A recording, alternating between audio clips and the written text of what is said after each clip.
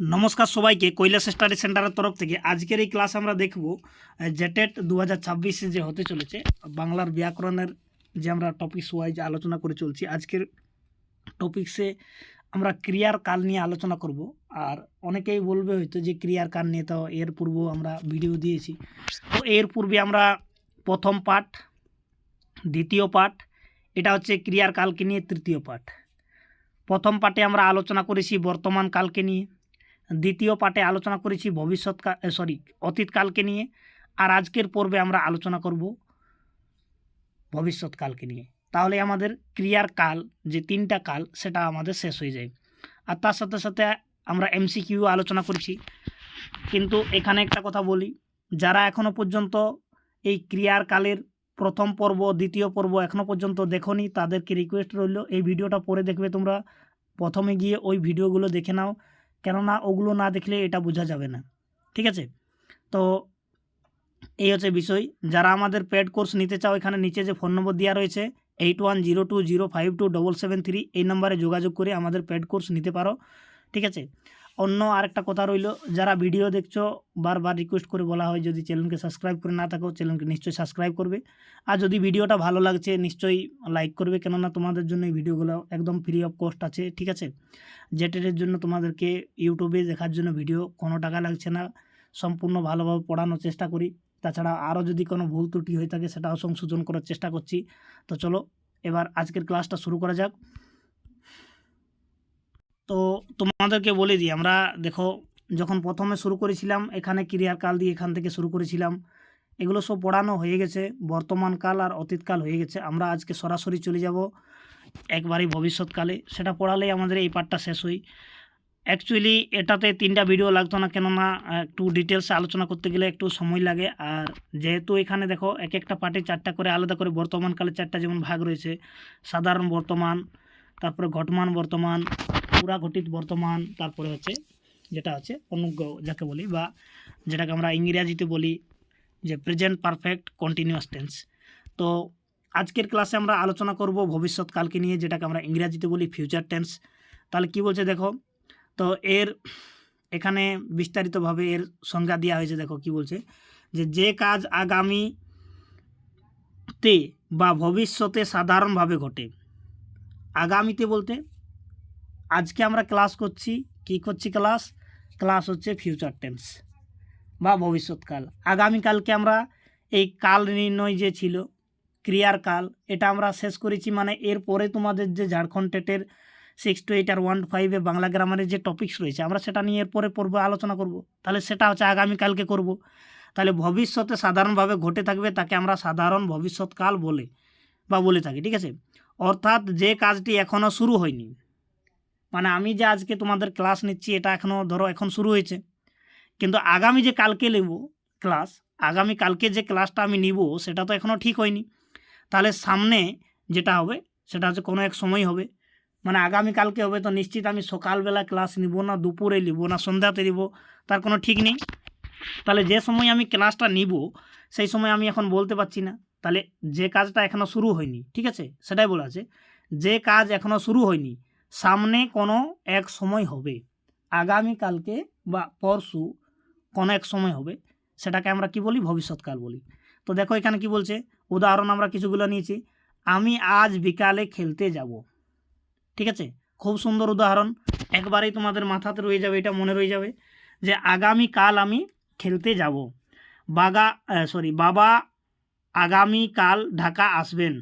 আমরা এখানে ঝাড়খণ্ডের ছেলেরা কি বলবো, আগামীকাল বাবা রাঁচি আসবে, আমাদের ঝাড়খণ্ডের রাজধানী, ঠিক আছে, যেখানে পরীক্ষার এক্সাম সেন্টারগুলো এখন সম্ভবত এখানেই হচ্ছে।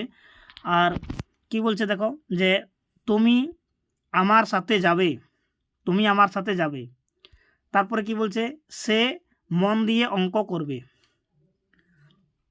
তো এই যে আমরা কি বলছি বাক্যর মধ্যে, যে যাব, আসবেন, যাবে, করবে, এই যে ক্রিয়ার যে এখানে কাজটা যেটা দেখা যাচ্ছে সেটাতে সম্পূর্ণ বোঝা যাচ্ছে কি, যে এখন হবে না, এলে আগামী সময় হবে। তাহলে মনে রাখার ট্রিক্সটা কি, সাধারণ ভবিষ্যৎকালকে মনে রাখা সব থেকে সহজ ট্রিক্স হচ্ছে এটা, যে ক্রিয়ার শেষে, কিসের শেষে? ক্রিয়ার শেষে কি কি পাবে? ব, বে, বেন। মানে এই যে নিচে লেখা আছে বাংলা ক্রিয়া শব্দর শেষে নিচে যদি এই 4টি ক্রিয়ার শেষে দেখা যায় বা যুক্ত থাকে, তাহলে সেটাকে আমরা সাধারণ বর্তমান বলবো, সাধারণ ভবিষ্যৎ বলবো। বোঝা গেছে নিশ্চয়ই? যেমন পড়ব, যদি কোনো ক্রিয়ার শেষে ব থাকে তাহলে সেটা কি হবে? সাধারণ ভবিষ্যৎকাল হবে। এরপরে যেমন লেখা আছে এখানে খেলবো, ঠিক আছে, খেলবে, কি লেখা আছে? খেলবে। তারপর যেমন যাবেন, ঠিক আছে, বা করাবো, অর্থাৎ চতুর্থে বা আঞ্চলিক, ঠিক আছে। তো এই ধরনের যদি কোনো ক্রিয়ার শেষে ব দেখতে পাই তাহলে সেটা ভবিষ্যৎকাল হবে। এর থেকে আর সহজ কোনো উপায় নেই মনে রাখা, ঠিক আছে। এরপরে আমরা চলে যাব ঘটমান অতীতে। তো এটার সাথে একবার আমরা তুলনা করে দেখে নিচ্ছি সাধারণ ভবিষ্যৎ আর ঘটমান ভবিষ্যৎ, ঠিক আছে। এখানে কি দেখতে পাবে? যে দেখো প্রতিটাতেই ব থাকবে, ঘটমান ভবিষ্যতেও ব দেখতে পাবে, এখানেও ব দেখতে পাবে, ঠিক আছে।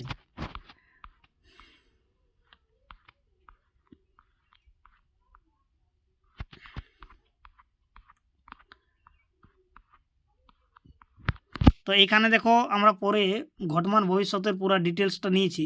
তো ঘটমান ভবিষ্যৎটা কি দেখো এখানে সংজ্ঞাটা দেওয়া রয়েছে যে কাজ ভবিষ্যৎ সময়ে শুরু হয়ে চলতে থাকবে বা হতে থাকবে। যে কাজটি কখন হবে? ভবিষ্যৎকালে শুরু হয়ে চলতে থাকবে বা হতে থাকবে বোঝায়, তাকে আমরা ঘটমান ভবিষ্যৎ বলি।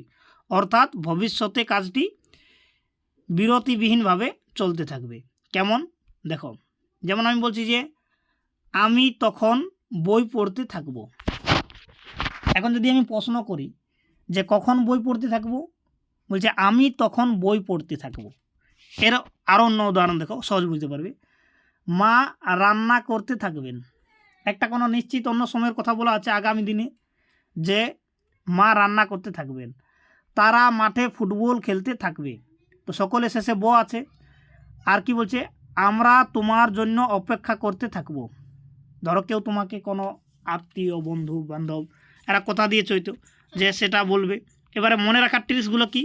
মনে রাখার ট্রিক্সগুলো হচ্ছে যে দেখো এই ঘটমান ভবিষ্যতে এগুলো থাকবে যে তে থাকবে বা তে থাকবো, ঠিক আছে, বা তে থাকবা বা তে থাকবেন। তো এই ধরনের ক্রিয়া শেষে তোমরা দেখতে পাবে, যেমন পড়তে থাকব, ঠিক আছে, বা করতে থাকবে বা যেতে থাকবেন। তাহলে এরকম যদি আমরা ক্রিয়ার শেষে দেখতে পাই তাহলে সেটা কি হবে? ঘটমান ভবিষ্যৎ হবে। বোঝা গেছে নিশ্চয়ই? তো চলো এরপরে আমরা দেখে নিই যে পুরা ঘটিত যেটা। তো এখানে দুটো আমরা উদাহরণ নিয়েছি। দেখো একটা হচ্ছে যে সাধারণ ভবিষ্যৎ কি হবে? আমি পড়ব। ঘটমান ভবিষ্যতে কি হবে? আমি পড়তে থাকব। তাহলে এখানে থাকবো শব্দটা অ্যাড হচ্ছে, তার সাথে কি হচ্ছে? তে, ঠিক আছে, তেটা। যেমন এখানে শুধু পড়ব, এখানে বলছে কি না পড়তে থাকবো। তাহলে এইটুকুই অন্তর। যেমন সে আসবে, তারপরে আমরা কি এখানে কি বলছি? ঘটমান ভবিষ্যতে বলছি না সে আসতে থাকবে। আমি বলছি সে আসবে, এটা কি? সাধারণ ভবিষ্যৎ, ঠিক আছে। আর যখন আমি ঘটমান ভবিষ্যতে বলছি তখন সে আসতে থাকবে। তাহলে এই তে থাকবে, এইটুকুই অন্তর, যেটা আমি একটু আগেই বললাম। এরপরে যখন আমরা পুরা ঘটিত দেখব, যে পুরা ঘটিত ভবিষ্যৎ মানে ফিউচার পারফেক্ট টেন্স, তাহলে ফিউচার পারফেক্ট টেন্সে কী হবে? এখানে দেখো তার উদাহরণগুলো দেখো, যে এখানে আগে সংজ্ঞাটা দেখিনি তাহলে ভালো হবে বুঝতে। যে কাজ সম্ভবত ভবিষ্যৎ সময়ের মধ্যে ঘটে গিয়ে থাকবে, মানে ভবিষ্যতে কাজটি কমপ্লিট হয়ে যাবে, মানে শুরু হবে আবার কাজটি শেষ হবে, তা বোঝাতে কোন কাল ব্যবহৃত হয় তাকে পুরা ঘটিত ভবিষ্যৎ বলে। অর্থাৎ ভবিষ্যতের কোনো কাজ শেষে হয়ে যাওয়ার সম্ভাবনা প্রকাশ পায়। দেখো কী ধরনের বলছে, তুমি হয়তো অঙ্কটি করে থাকবে, মা এতক্ষণে রান্না সেরে থাকবেন, মানে কাজটি শেষ হয়ে গেছে বুঝাচ্ছে। তারা বোধহয় এখন স্টেশন পৌঁছে থাকবে। আর কি বলছে যে সম্ভবত তুমি তুমি খবরটি শুনে থাকবে। আর আবার এরকমও উদাহরণ হতে পারে যে কোনো ঘটনাকেই আমরা বলতে পারি। যেমন আমরা বলবো যে একটা ধরো নির্দিষ্ট দিনে কোনো নির্ধারিত করা আছে কাজ, ঠিক আছে, সেটা যে কোনো কাজ হতে পারে, কোনো অনুষ্ঠানও হতে পারে। যেমন গ্রামের দিকে যে মেলাগুলো হয়, আমরা বলবো যে 25 তারিখে আমাদের পাশের গ্রামে শিব পূজা হয়ে থাকবে, এই ধরনের, ঠিক আছে। তো এখানে কি থাকবে দেখো, এখানে ক্রিয়ার শেষে কি দেখা যাবে, এটা এখানে মনে রাখার ট্রিক্সগুলো দেখো ভালো করে। তো বলছে যে ক্রিয়ার শেষে এ থাকবা, এ থাকবে, বা এ থাকবেন, বা এ থাকবা, এগুলো যদি যুক্ত থাকে ক্রিয়ার শেষে, ঠিক আছে, তাহলে কি হবে দেখো। যেমন করে থাকবে, তাহলে কি এখানে দেখাচ্ছে এ থাকবে। এবারে এটা কি বটে না, একারের এখানে মাত্রাটা ব্যবহার করা হয়েছে করে শব্দটাতে। তো এই জন্য এখানে যেমন শুনে থাকবে, তাইলে এ থাকবে আছে। যেমন গিয়ে থাকবে, ঠিক আছে, এই ধরনের যদি হয় তাহলে সেটাকে আমরা কি বলবো, পুরা ঘটিত ভবিষ্যৎ। এরপরে শেষ যেটা আছে সেটা হচ্ছে ফিউচার পারফেক্ট কন্টিনিউয়াস টেন্স, মানে ভবিষ্যৎ অনুজ্ঞা।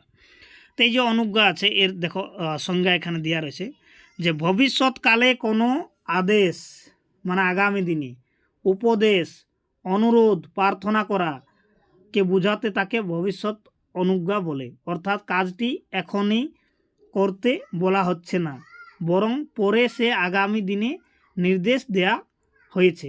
মানে কাজটি বলা হয়েছে কিন্তু এখন করো না। যেমন আমি তোমাদেরকে বা আপনাদের সবাইকে বলবো যে আমার ভিডিওগুলো যারা প্রথম এলে এখনও পর্যন্ত দেখোনি তারা সেগুলো দেখে থাকবে, তোমাদের যে টেটের পরীক্ষাতে কাজে লাগবে এই ধরনের। যেমন বলছে কাল একবার এসো, কাল একবার এসো, তাহলে এটা কি হলো, আগামীকালের জন্য অনুরোধ করা হলো। বড় হয়ে মানুষের মতো মানুষ হবি, তাহলে ভবিষ্যতের জন্য উপদেশ দেওয়া হলো। মিথ্যা কথা বলো না, এখানে কি বলো, সব সময়ের জন্য তাকে ভবিষ্যতের জন্য উপদেশ দেওয়া হলো। সব সময়ে সত্য বলবে, ঠিক আছে, সব সময় সত্য বলবে। তাহলে মনে রাখার ট্রিক্স কি, এখানে দেখো ক্রিয়ার শেষে কি পাবে, ও পাবে, বে পাবে, বা বেন পাবে, ঠিক আছে। এগুলো যদি দেখতে পাও, যেমন কি বলছে যে তুমি কাজটি করো, এখানে করো মানে পরে করার নির্দেশ, মানে এখন কাজটি করো না, পরে করতে বলছে, তুমি কাজটি করো। আমরা এই ধরনের বলি না যে সেই কাজটি তুমি করো, ঠিক আছে। যেমন তুমি সেখানে যাস, তো ভবিষ্যতের নির্দেশ দেওয়া হলো। আপনি কাল আসবেন, ভবিষ্যতের জন্য অনুরোধ করা হলো। বোঝা গেছে নিশ্চয়ই। তো বর্তমান অনুজ্ঞা আর ভবিষ্যৎ অনুজ্ঞার মধ্যে একটু অন্তর রেখেছে। যেমন বর্তমান অনুজ্ঞাতে কি থাকে, যে চুপ করো, এটা কি দেওয়া হলো, নির্দেশ। ভাত খাও, ঠিক আছে, এটাও নির্দেশ। আর ভবিষ্যৎ অনুজ্ঞাতে কি বলা আছে, কাল এসো, আর সদৈব সত্য বলো, ঠিক আছে। তো এই যে আমরা কি বললাম, উপদেশ বা অনুরোধ, ঠিক আছে, তাছাড়া আর কি আদেশ, অনুরোধ, প্রার্থনা, এগুলো যদি কোনো ক্রিয়া বা বাক্যর মধ্যে দেখা যায়, সেটা ভবিষ্যৎকালের জন্য যদি বলা হয়, তখন সেটা কি হবে, সেটা হবে ফিউচার পারফেক্ট কন্টিনিউয়াস টেন্স।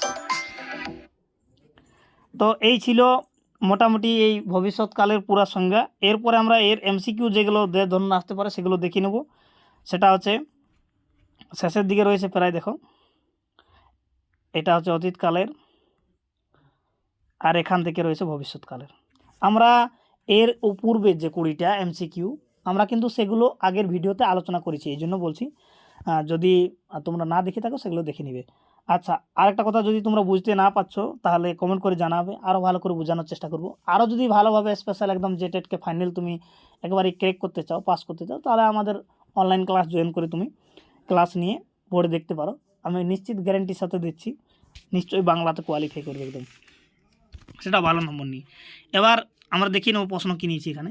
বলছে আমি কাল বাড়ি যাব, এটি কোন কাল, সাধারণ ভবিষ্যৎ, ঘটমান ভবিষ্যৎ, পুরা ঘটিত ভবিষ্যৎ, বা ভবিষ্যৎ অনুজ্ঞা।